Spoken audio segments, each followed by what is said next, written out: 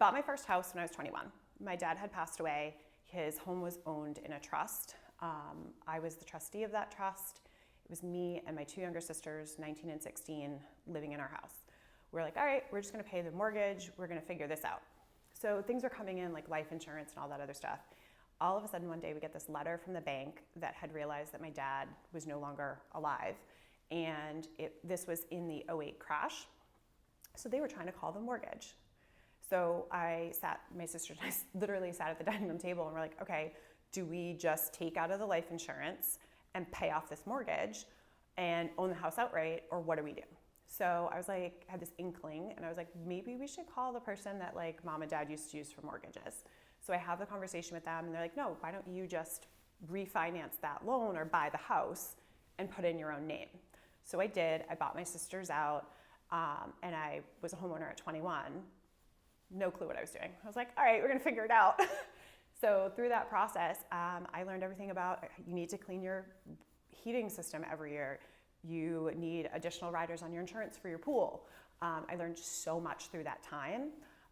Flash forward, I had refinanced at one point.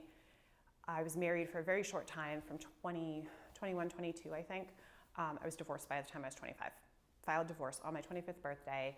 My now ex had some serious issues. There was domestic violence involved. It was awful.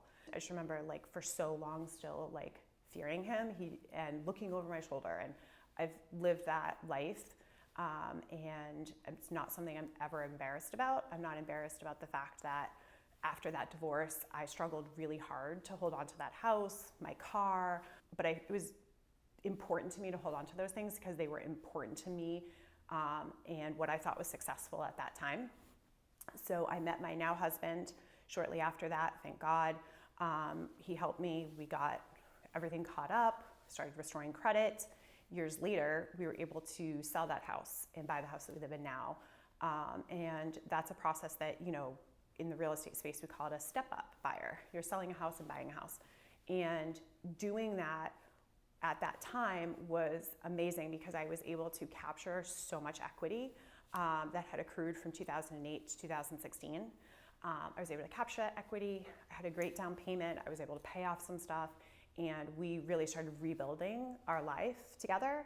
Now I'm married. I have a 4-year-old son. I never thought I would be remarried, be a mom, all these things that are happening in my life, and I'm so grateful. And it's something that I have learned all along.